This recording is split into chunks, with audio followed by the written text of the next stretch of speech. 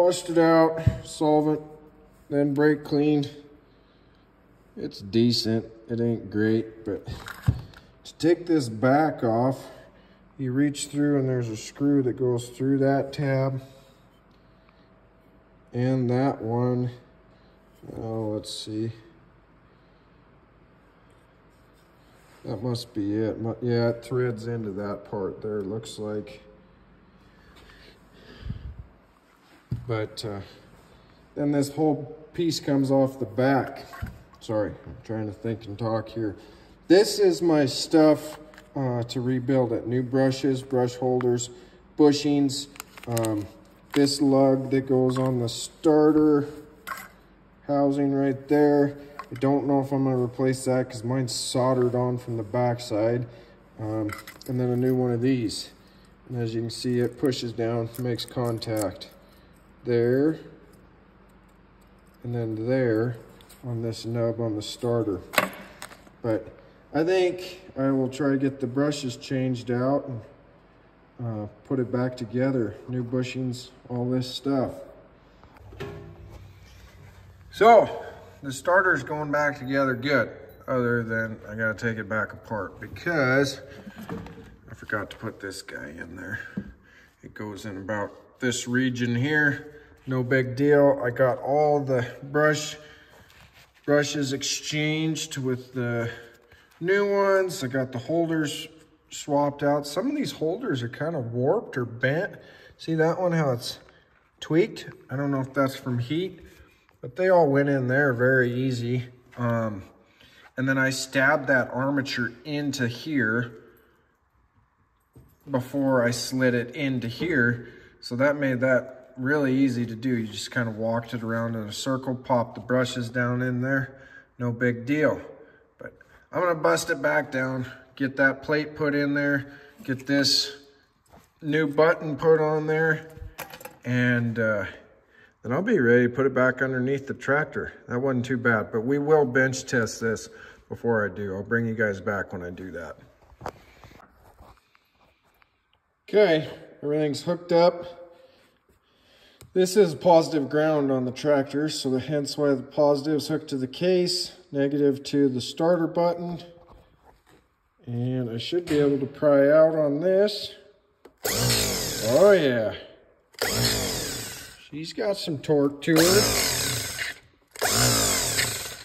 That'll work. I think that's ready to go back on the tractor. Starter's reinstalled underneath. Just a big wire on this post, little wire on this post, pin for the linkage here that has fallen over against the tire. It's supposed to stand up like that. 3 bolts around this, one here, back here. There you go, and then one up on top. Nothing to it. That's just gonna have to lay there until I put the flywheel back on. That'll hold it up in place. Waiting on an O-ring for this, a gasket for here, and a gasket for here. I got Edie helping me under here. This is corgi dog territory down low. But since I'm working down here, I'm ready to put this cover back on. It's laying over here. Bolts are in my pan. And I think I might as well pull the drawbar frame off. I got this piece is broke out right here. It actually can't come out of there because it just wedges. But I need to get it cleaned up and weld that back in, take them angle iron off. So we'll work on that next. I got the drawbar frame pulled out from underneath. This is the part that's broke off. Broke there and there. It actually pinned into both and it kind of jammed there, so it didn't want to come out, but we'll get it welded back up, put it back up underneath there. Got that patched up, kind of globbed on there. I put a little bit on the backside too, so it's ready to go back underneath the tractor. Got that guy mounted back up in there. It's all welded up. It should be good to slide the drawbar back in. It's kind of a pain doing this by yourself, but these front ones, right here on both sides, are studs. That one should be too, but it must have broke or something because there's a bolt in there. But I just push this thing up on there and let it hang down at an angle, and that, there's Edie dog. That gave me enough that I could thread the nuts on there and then suck it up tight. Worked good by myself. Since Edie was playing outside while I was trying to do this, could have set it right on her back. All right, I think last thing I'm gonna do for tonight, slide that drawbar in there, and then I will probably dump the oil on this pig. That's this plug right here. This is the filter. I wanna get that done, get fresh oil in it. And then I also want to have that fuel bowl done before I put fresh oil in, because I don't want to contaminate it with anything again. So that's my plan. Edie seems to agree that'll work. So let's make it happen. It doesn't look contaminated this year, so I must have done a good job of shutting the valve off at the carburetor. Sorry, looks fairly gold still, and it wasn't very thin, so that makes me feel a lot better. I got the oil draining, and I figured, well, I'll just get this draining too, let the fuel that's in the bottom of the tank out of here, and then I can put the new fuel bowl on. Holy crap, I'm having a hard time talking today. Put the new fuel bowl on tomorrow after it's drained. But check this out, it ain't even on. And this is how much it sits there and drips. No wonder it killed the oil in the crankcase every year. So I'm gonna stop talking now, and I'm gonna get that pulled off of there. I'm gonna pull a plug back here, let it drain faster overnight. More gas in there than I thought.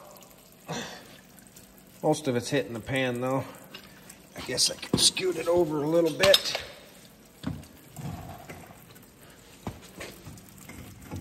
Raining gasoline under here.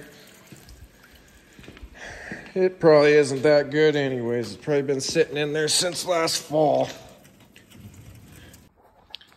Got my seat put back on. It's just 4 bolts. Wow, here, there, and there. Linkage down to the PTO. Just a pin down there. Go ahead and try it. It pops up into place. Seems like it works, so hopefully that means I got that back together correctly. And the gas is done draining, so maybe I will change that out quick. Dumping gas in, got the new fuel bowl hanging there.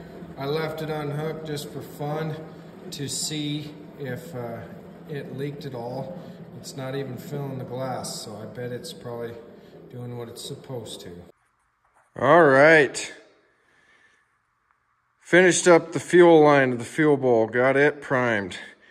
Put the starter on there, tried it, did not work. Took it back apart, figured out that I didn't put the clip in the Bendix right, so it was too far out and it was dragging. Got it fixed, cover on, new spark plugs, topped off the engine oil, got this handle put on the power troll, put the seat back on, battery, and I think we're ready to try to fire this thing up. So, turn the key on, make sure it's in neutral, give it a little choke, maybe a little throttle, and we'll push down right here.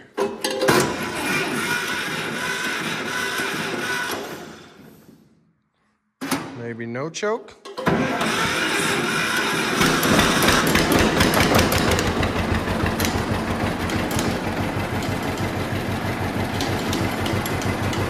we go. She's ready to run. Let's pull this bad chicken out and we'll go hook it up to the chisel.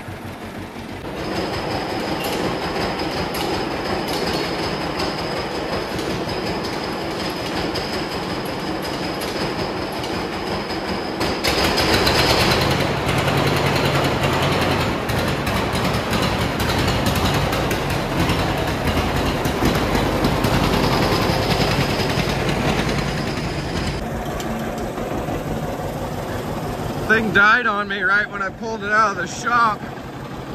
I thought it ran out of gas, so I dumped more in it, and I looked down and the shut off on the carburetor was still off.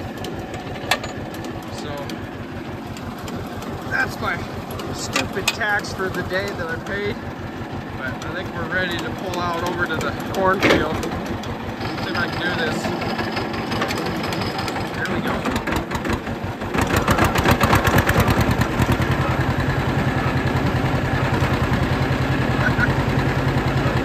Bumpy.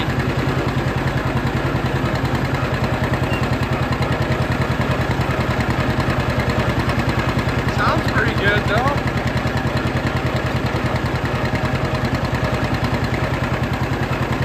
I should have dumped some power steering fluid in it. It's turning hard, but it always leaks off. That's one of the next things that needs fixed.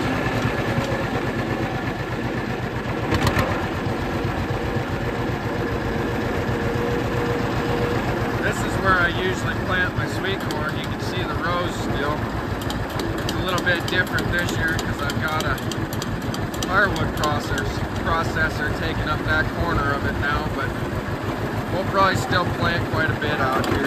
We throw a party every year, Labor Day, and a bunch of friends and family come over and cook hot dogs and eat sweet corn. I think everybody kind of looks forward to it, so I got to keep doing it. There's the chisel. I'll get backed up here. Chisel's too big for this tractor, but I put this hydraulic cylinder on there so I can raise and lower it, and that makes it able to pull it. I can just adjust the depth that it's going in the ground. This tire here is flat, so I brought the Milwaukee air compressor. I'm going to air it up, get pinned into it, and I'll get you guys set up. Maybe we can do some farming.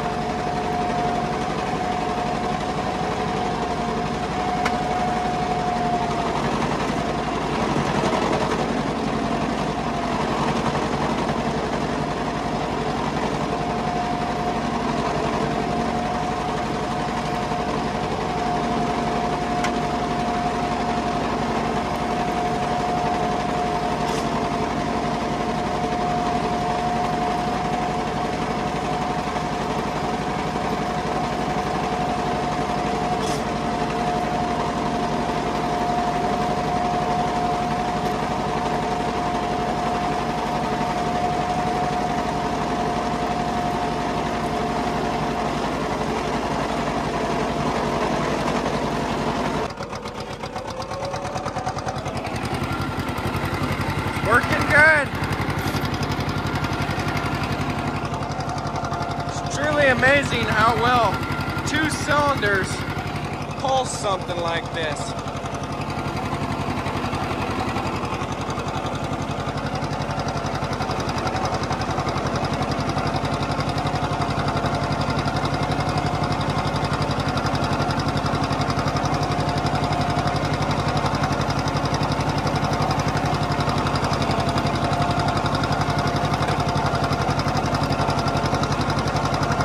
slow going, but that's how they did it.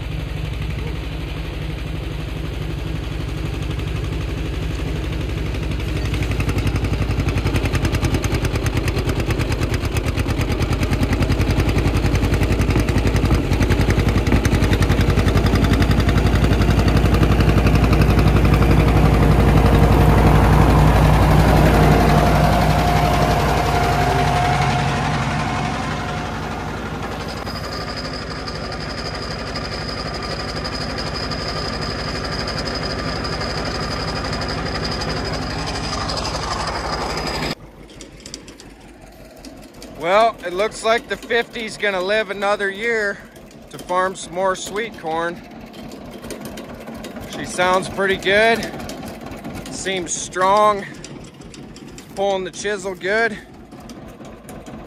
And I'm thinking that my 3-point arms are probably even gonna stay in the air. I don't know that for sure until I put something on there, but the corn planter will go on there here soon. This is pretty small. It's only, I think, 1/8 of an acre here that I farm, but doesn't even look like I should be farming if you look at the territory around here. There's Jesse's new chicken house. Maybe you guys will want to see it. It's gonna turn out nice. But anyways, I appreciate you guys watching, subscribing, and I think I'm gonna try to get this field finished up tonight while it's nice out. Thanks again, guys.